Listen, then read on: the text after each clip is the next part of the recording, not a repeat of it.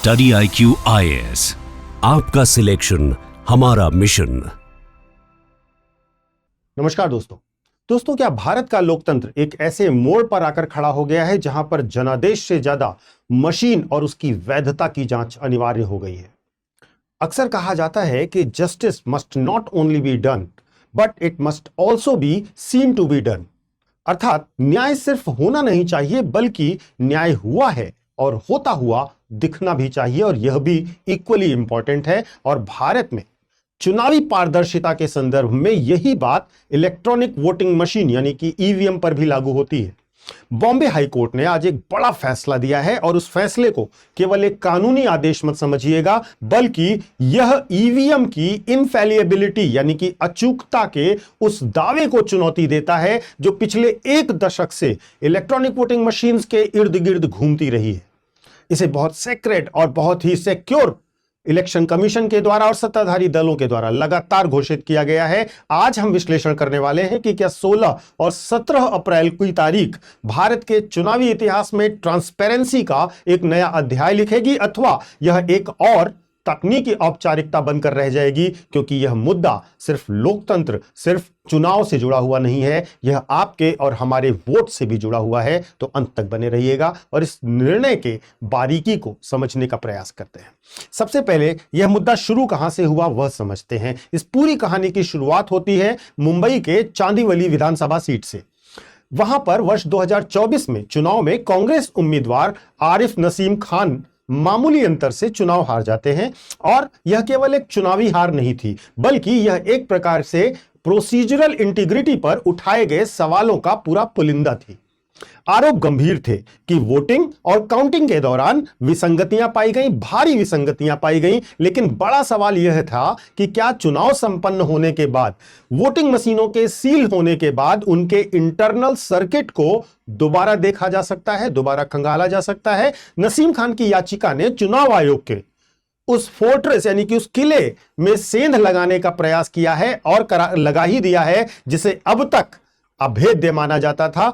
भारत में यह परंपरा रही है, अभी तक की परंपरा यही रही है कि एक बार ईवीएम सील हो गई तो उसके मामलों की जांच नहीं हो पाती है। जस्टिस सोमशेखरन जिन्होंने यह निर्णय दिया, उनके बारे में भी समझने का प्रयास कीजिएगा। जस्टिस का नाम है जस्टिस सोमशेखर सुंदरेशन। यह फैसला बहुत ऐतिहासिक है।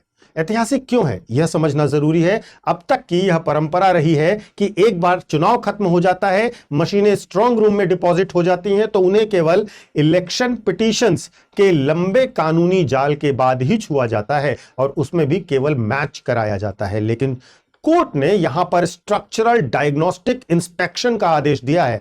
यह बहुत महत्वपूर्ण शब्द है। इस शब्द में डायग्नोस्टिक बड़ा क्रिटिकल है। इसका अर्थ है कि कोर्ट ने केवल ऊपरी पर्ची मिलान का आदेश नहीं दिया है, बल्कि रिकाउंटिंग के बजाय कोर्ट यह कह रहा है कि मशीन की एनाटॉमी यानी कि संरचना की जांच होनी चाहिए और इसके डीप डाउन एनालिसिस होने चाहिए।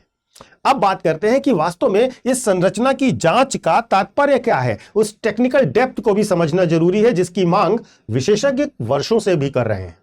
जांच के लिए चुनी जाएंगी 5% मशीनें यानी कि लगभग 20 यूनिट्स, और ये मशीनें सिर्फ प्लास्टिक का डिब्बा नहीं होंगी, बल्कि भारत इलेक्ट्रॉनिक्स लिमिटेड यानी बीईएल के इंजीनियर्स को कोर्ट के सामने यह साबित करना होगा कि माइक्रो कंट्रोलर यानी कि क्या कोई एक्सटर्नल कोड इन ईवीएम में इंजेक्ट किया जा सकता है या नहीं किया जा सकता है। दूसरी चीज जो साबित करनी होगी कि बर्न मेमोरी यानी कि क्या वोटिंग के दौरान डेटा के साथ कोई रियल टाइम छेड़छाड़ की जा सकती है या नहीं की जा सकती है। और तीसरा, वीवीपैट और ईवीएम के सिंक्रोनाइजेशन पर प्रश्न, यानी कि जो बटन दबाया गया वही पर्ची कटी और वही डेटा भी स्टोर हुआ या नहीं।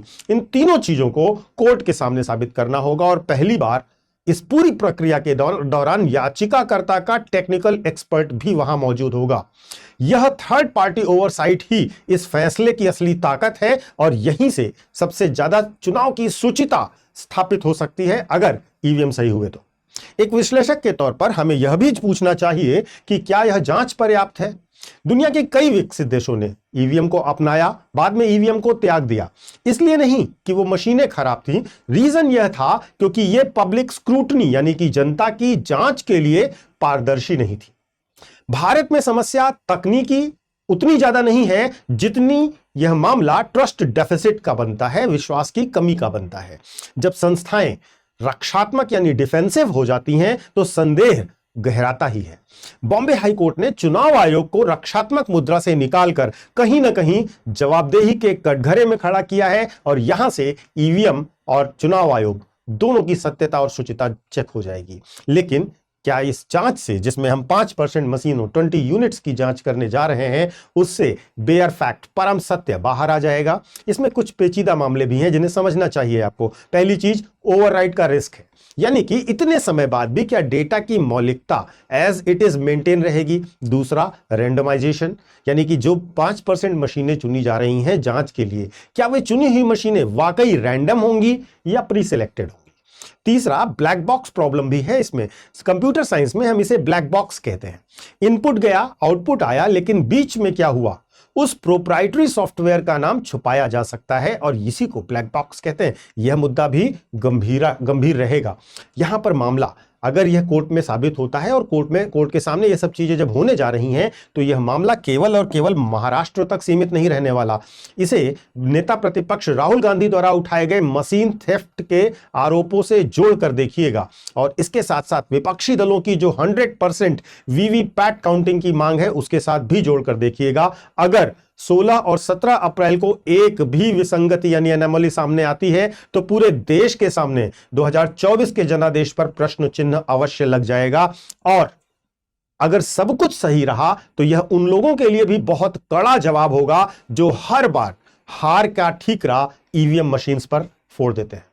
अंततः सीधी बात अगर मैं करूं पॉलिटी के छात्र के तौर पर, तो लोकतंत्र मशीनों से नहीं चलता है, लोकतंत्र भरोसे से चलता है। The consent of the governed, यह है मूल प्रिंसिपल और यही है सत्ता की असली ताकत। बॉम्बे हाईकोर्ट का यह कदम निश्चित तौर पर निसंदेह स्वागत योग्य है, क्योंकि यह सीक्रेटिव सिस्टम को ओपन बनाने की दिशा में एक बड़ा कदम है। 16 और 17 अप्रैल की तारीख यह तय करेगी कि भारत का मतदाता क्या गर्व से कह पाएगा कि मेरा वोट सुरक्षित है, या फिर इस दिन यह निर्धारित हो जाएगा कि हमें फिर से मतपत्रों की युग की ओर मुड़ना ही होगा। क्या आप को क्या लगता है? आप भी अपने विचार अवश्य शेयर कीजिए। महत्वपूर्ण मुद्दा है। ईवीएम का मुद्दा भारत के चुनावों में सबसे गर्म और महत्वपूर्ण मुद्दा हमेशा रहता है। तो आप भी बताइए कि आपको क्या लगता है कि क्या यह जांच दूध का दूध और पानी का पानी कर पाएगी, या फिर यह केवल एक कानूनी औपचारिकता बनकर रह जाएगी। अपनी राय कमेंट बॉक्स में अवश्य साझा कीजिएगा, क्योंकि एक जागरूक नागरिक ही जीवंत लोकतंत्र की पहचान होता है और आपकी बात, आपकी राय दूसरों के साथ साथ सभी को प्रभावित भी करती है। मैं आपको अपने सोशल मीडिया हैंडल्स बता देता हूं। यूपीएससी मेंटोर पंकज सर के नाम से आप मुझे कनेक्ट कर सकते हो इंस्टा और टेलीग्राम पर। यहां पर आपको मेरे सारे वीडियोस के लिंक मिल जाएंगे और आप अपडेटेड रहेंगे। इसके साथ साथ जो बच्चे यूपीएससी की तैयारी करना चाहते हैं वर्ष 2027, 2028 या 2029 के लिए, वे हमसे जुड़ सकते हैं। स्टडी IQ IAS से जुड़ सकते हैं। आप हिंदी माध्यम में, इंग्लिश माध्यम में या बाइलिंगुअल किसी भी तरह से यूपीएससी की तैयारी करना चाहते हैं, हमारे बैचेस आपके लिए अवेलेबल है। सबसे शानदार बात यह है कि इस समय हमारे यहाँ अचीवर्स कार्निवल सेल चल रहा है, जहां पर आपको ऑफर किया जाता है लोएस्ट प्राइस, और यह लोएस्ट प्राइस बहुत ही कुछ दिनों के लिए आपके लिए अवेलेबल है। यह एक ऐसा ऑफर है जो साल में एक बार आपको मिल भी जाता है। तो यहां पर आप देर मत कीजिए, जल्द से जल्द ज्वाइन कीजिए। लेकिन ज्वाइन करने से पहले आप हमारे कोर्स की डिटेल्स को जरूर देखिए, किस तरह से आपकी तैयारी कराई जाएगी, किस तरह से हमारे पिछले रिजल्ट्स कितने शानदार रहे हैं, हमारे कोर्सेज में आपको क्या क्या मिलेगा। जैसे 18 बुक्स मिलेंगी, regular classes, test series, mentorship, daily test, daily current affairs, कितनी सुविधाएं हैं उन सबको ध्यान से देखिए। और कहां देख सकते हैं? आप डिस्क्रिप्शन बॉक्स में दिए गए लिंक पर जाकर देख सकते हैं, हमारे ऐप या वेबसाइट पर जाकर देख सकते हैं। तो देर मत कीजिए, जल्द से जल्द ज्वाइन कीजिए। और ज्वाइन करने से पहले एक बात ध्यान रखिएगा कि आपको कोर्स खरीदने से पहले PK लाइव कोड का इस्तेमाल करना है। इस कोड को लगाते ही इस अचीवर्स कार्निवल सेल का आपको लाभ मिल जाएगा। धन्यवाद। स्टडी IQ IAS, आपका सिलेक्शन हमारा मिशन।